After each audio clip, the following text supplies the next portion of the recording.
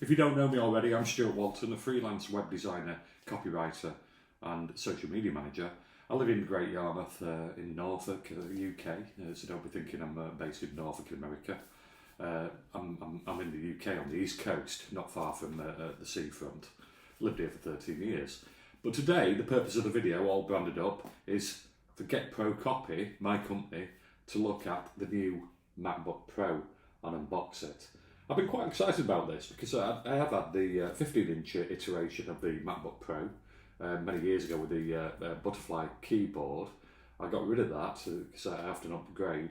I did have the 16-inch Core i9 and I didn't like the size of that. I thought it was a great computer in terms of speakers and display and the keyboard, but I didn't like the weight, the heft of it, and I certainly didn't like the fact it got so hot with the Core i9 Intel processor. So I did have a MacBook Pro M1. You might think, oh, why are you so obsessed with Apple? But it is my thing, if you like. I'm fully Appled up. And I sold that only this week to someone on LinkedIn, Ollie, who wanted the M1 MacBook Pro, and I've replaced it with a 14-inch MacBook Pro. I don't think it's called an M1X or anything. I think it's just the M1 Pro. It's a slightly better silicon chip. So it arrived today. I've not done the usual unboxing yet. I've held on to it until I've watched reviews, just to be absolutely sure that I don't want to swap it for the 16-inch one, because everybody says, oh, the 16 is better. But having had the 16 and the 13, and having had the 12.9-inch iPad Pro and the 11-inch iPad Pro, I do lean towards smaller things. You know, I do like the iPad Pro 11 much more, all branded up with a D brand skin. I do like the iPad Pro 11 much more than the 12.9 in the M1, and I've recently even bought the iPad Mini, which again orange, which is a superb media device. The battery life on the iPads and iPad Mini and iPad Pro leave a little bit to be desired. They're not very good compared with the MacBook Pro, and I believe the battery life on this is going to be 18-19 hours. So I'm looking forward to it. So without further ado, as all YouTubers say, let's unbox it. So not quite the satisfying clunk that you used to have on peeling off wrappers. I need to move in a little bit closer and probably tilt the screen so you can see. I'm filming this on my Mac M1 24. So it's probably a little bit of an odd angle. So we all know what Apple do. They put exactly the right amount of pressure on the lid to open it. So it seems to be, they must have someone testing this. So it just gives slight resistance and then you've got it there. I went for silver. I've always been to the space grey. I've got a Mac Pro downstairs, the 27-inch 2017 one. I've always been into space grey, but recently the office has had a makeover, and I've gone for a lighter colour, probably to match my hair and my beard. I've gone for silver rather than grey, and I've gone for silver with this one. So let's have a look what's in there. This being the base model, has got the lower power brick. It's now got MagSafe, which is apparently exciting everyone on YouTube and so on. It's got a MagSafe charger. It's got the usual power brick. I'm pretty sure this is only 67 watts. I could have upgraded it to the higher one, but given that the battery life is so remarkable, I didn't think there was any point going for another 20 watts on there. You know, they do charge fairly quickly, unlike the iPad Mini and the iPad Pro. So let's have a look. First thing I notice is how squared off it is. It does remind me of the old PowerBooks from Apple many years ago, and it's lovely. It's very cuboid, if that's the right word for it.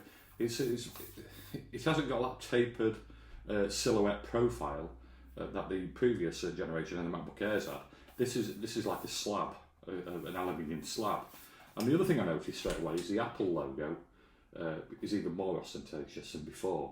It's not quite Mac Pro on that cheese grater size, but it's certainly saying to everyone, you know, I've got the new MacBook.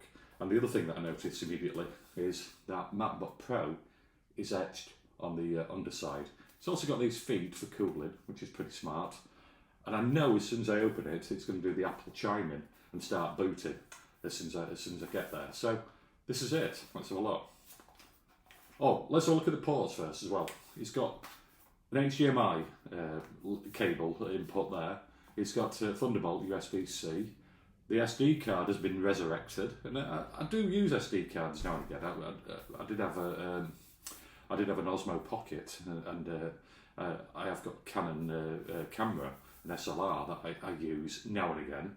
I say now and again because I looked today through the SD card, and the last photos were taken 3 years ago. So, you know, it's a bit of an overstatement to say I use that, and I'm glad it's back.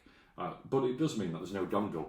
The other big thing is that it's apparently got a headphone jack that is perfect for studio quality headphones.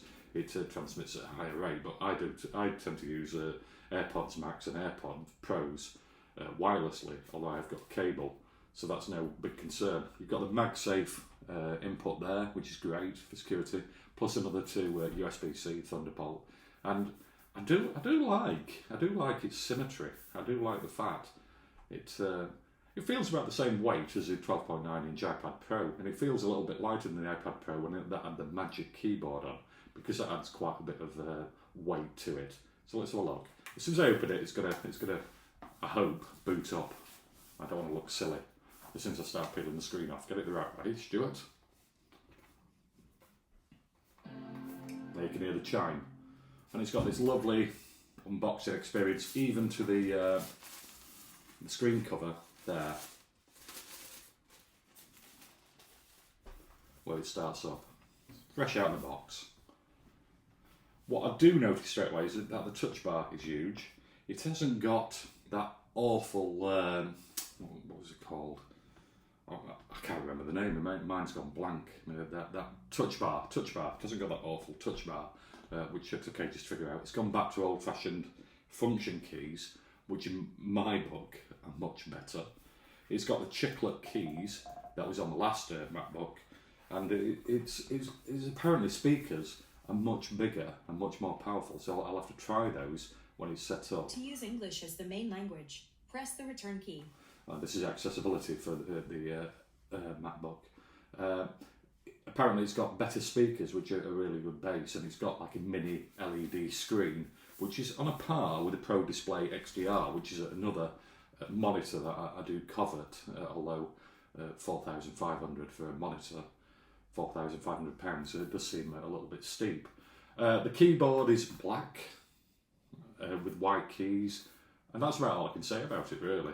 It's just got a really nice feel to it, really nice substantial feel, and it's funny because when it's closed, it does feel symmetrical. It does feel like it's completely squared off, but when it's open, the screen is obviously much thinner than the base. But obviously that base is packing in all that silicon and the expansive battery and so on. So I'll get this set up, and then I'll do another video giving my first impressions of the MacBook Pro 14.